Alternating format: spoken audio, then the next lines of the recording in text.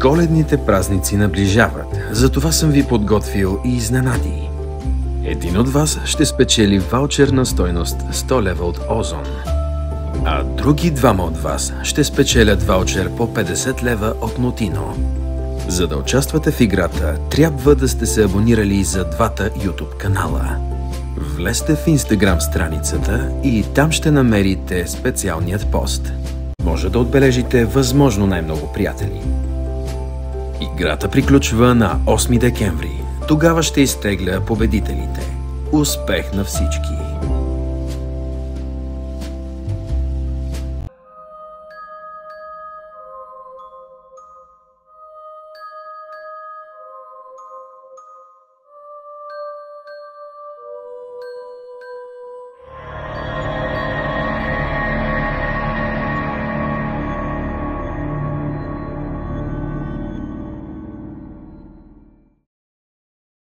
Здравейте и добре дошли в Паранормалният канал. Днес темата ще бъде напълно паранормална. А преди това ще ви напомня, че има още един канал, свързан с криминалното. Част от криминалните и ужасяващи епизоди може да чуете в Spotify и Apple Play. Благодаря ви за подкрепата. Със сигурност много от вас са правили снимки и на някои от тях са излизали тези сфери. Много паранормални изследователи и ловци на призраци смятат, че така наречените кълба са форма на паранормални явления и физическо доказателство за присъствието на дух. За първи път кълбата са открити на камера в края на 90-те години на миналия век. Но някои експерти, включително екстрасенси и медиуми, смятат, че те съществуват от векове, но просто не са виждани от хората. Вероятно по-ранна индикация за кълба е популярното хоби духовна фотография. Така се нарича тя през 19 век. По времето, когато спиритуалистичното движение нараства и сеансите са често срещани, се развива и фотографията. Ранните зърнести изображения понякога показват неща, които изглеждат като призрачни фигури или хора сенки, за които се смята, че са духове на изгубени близки. Кълбата или сферите обикновено представляват малки ярки бели фигури, които се появяват на цифровите снимки. Някои ловци на призраци се заснемали сини кълба, които тепърва ще бъдат изследвани като паранормални явления. Скептични научни и фотографски експерти твърдят, че кълбата са резултат от светкавицата на камерата и отразяващи просто прахови частици. Но духовно насочените хора и ловците на призраци вярват, че те са прояви на духове, ангели или хора сенки. Кълбата не винаги са кръгли сфери. Те могат да присъстват на снимките като тънки нишки бяла светлина. Обикновено се виждат да закриват лицето или хората на снимката, или висят над или до въпросните хора. Понякога е възможно да се различи човешка или животинска форма в кълбото. А ловците на призраци смятат, че кълбата са първият етап в проявлението на призраци, показващи се на снимки при паранормални разследвания. По този начин призраците използват естествената енергия, за да направят присъствието си известно и на другите. Понякога самите ловци, преди да направят снимките, искат от духовете да се покажат като кълба, а след това те са възнаградени с много от тези светещи сфери от светлина. Екстрасенсите и медиумите пък вярват, че кълбата представляват ангели. Някои хора имат способността да ги виждат с просто око, без да използват камера, и се смятат за благословени. Интересно е, че кълбата имат тенденция да се появяват около едни и същи хора в семейните снимки.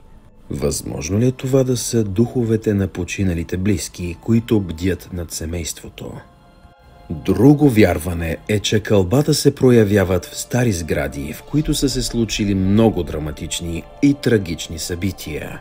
Естествената енергия, останала от хората, участващи в тези събития, по някакъв начин се прикрепя към стените на старата къща или самата обществена сграда. Когато ловците на призраци минават покрай тях и правят снимки, те виждат кълба в стаите, понякога групирани, понякога отделни. Това са предполагаемите реални снимки на призраци. В някои случаи кълбата се свързват с полтергайсти или екстремни паранормални явления. Някои хора откриват, че в снимки, направени на различни места и в различни периоди от живота им, те са заобиколени от едно или повече от тези мистериозни кълба. Въпреки че има изследователи, които смятат тези феномени за фотографски недостатък, прах или отражение на светлината, някои ловци на призраци са посветили времето си на снимане и изучаване на тези аномалии. Все още не е ясно какво всъщност представляват тези кълба. Първо проявление на призрак, енергийна форма, духовна същност или нещо друго. Но може със сигурност да се каже, че те са вид паранормални явления и знаци, които не трябва да се пренебрегват. Със сигурност сте ги срещали в някои от вашите снимки. А сега чуйте ужасяващи истории за Маунт Мизери в Хантингтън, Ню Йорк. Маунт Мизери е огромна гориста местност от 854 акра в Хантингтън, Ню Йорк. А името й в превод планината Мизерия произлиза от многото легенди, свързани с района. През 1653 година местните индианци продават земята на заселниците, защото я смятат за прокълната и че там бродят зли духове. Има слухове за странни светлини и наблюдения на човек-звяр и създание подобно на адската хрътка с светещи червени очи.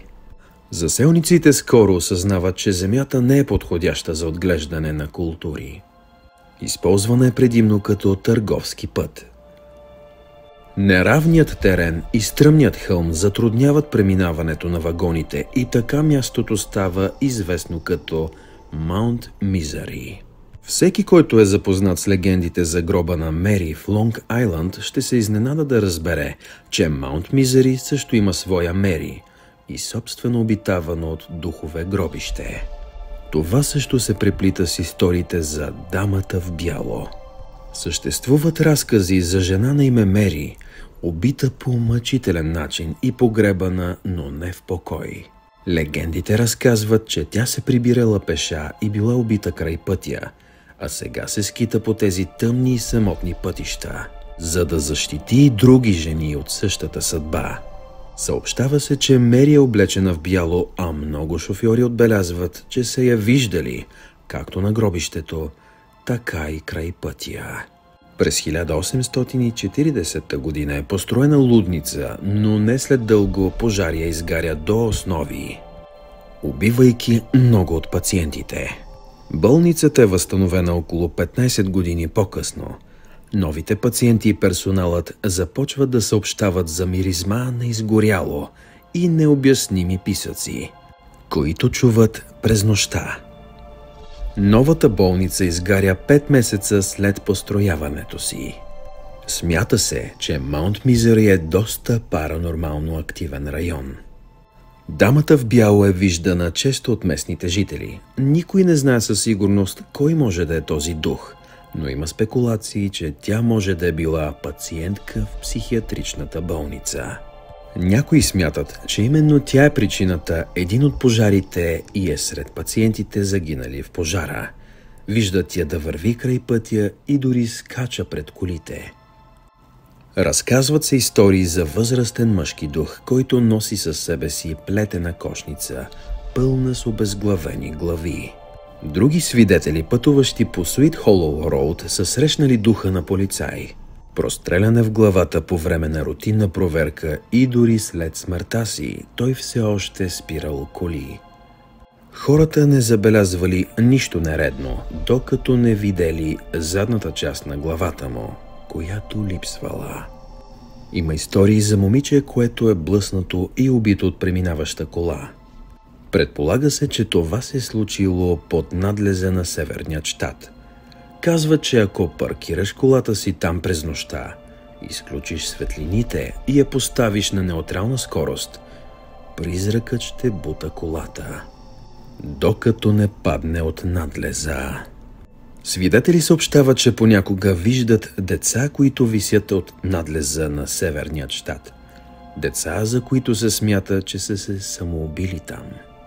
Има история за младо момиче, което посещавало близкият лагер за конна езда. Твърди се, че била малтретирана от служителите. Когато казала за това на баща си, той не й повярвал. В яростта си тя ги убила всички и след това се обесила на моста. Духовете не са единствените, които се скитат из тази планина. В района има наблюдения на НЛО и странни посещения на мъже в черно. При местните след всяко такова. Приказките за Маунт Мизери се предават от човек на човек повече от 100 години, така че е логично, че те се променят и доразвиват. А в старата робска къща в Креншоу Хикори Хил непрекъснато били забелязвани призраци на тавана. През 1838 година Джон Харт Креншоу построява робската си къща Креншоу Хикори Хил. Той купува солни земи от правителството, построява 3 солни пещи и дъскорезница за обработка на минерала, което му носи цяло състояние. Креншоу става високо уважаван бизнесмен, стълб на общността и църквата. Но обществото не знае за тъмната му страна. По онова време държавата разрешава роби на лизинг на годишна база. Трудът в солните мини е тежък и винаги има нужда от работници, така че използването на робски труд увеличавал печалбите. Но в допълнение към това Креншоу решава да трафикира незаконно роби. Той наемал мъже да отвличат избягали роби или да освобождават чернокожи от господарите им, за да ги продава на собственици на плантации в юга. Той решава да направи още повече пари, като организира развъждане на роби в своя таван на Хикори Хил. Бременните робини и жените с деца имали добра цена. Таванът имал дебели стени, 12 малки стаи, лоша вентилация, малко светлина, окови и 2 стълба за бич. Смята се, че най-малко 300 бебета са родени на тавана на ужаса. Река Салина наблизо, което улеснява транспортирането на жертвите на юг. Според историите, съществува един тунел, който свързва мазето с реката и още един в задната част на къщата, достатъчно голям, за да влезе каруца. През 1842 година Креншоу е арестуван и обвинен в продажбата на семейство свободни чернокожи в робство. Той е признат за невинен поради властта и известността си, но общественото мнение се настройва напълно срещу него. През 1906 година имението е закупено от семейство Сиск. Местните жители го смятали за печално известно и репутацията му се разпространявала много бързо. Скоро Сиск започнали да имат посетители, които искали обиколка на имота и в крайна сметка решили да таксуват за вход желаещите. Слагали пътни табели, рекламиращи като мястото, където е съществувало робството в Илинойс. Свидетели съобщават, че са чували зловещи шумове на тавана, плач, тътрене на крака, тракане на вериги, скимтене и гласове пеещи духовни песни. Хората изпитват чувства като тъга, силен страх, безпокойство, усещане, че просто са наблюдавани. Имало и студени точки, където посетителите усещали, че нещо невидимо минава покрай тях и ги докосва. Мнозина се опитвали да прекарат нощта на тавана, но не издържали. Според статия от края на 20-те години на миналият век, публикувана в Бентън Пост Диспач, Хикман Уитингтън решава да остане една нощ в старата къща за роби и ще прогони духовете. Уитингтън е здрав, когато отива, но набързо си тръгва, като изглеждал напълно болен. Скоро след това той умира, въпреки че никога не е казал на Сиск или на някой друг какво се е случило. Сиск смята, че е умрял от страх.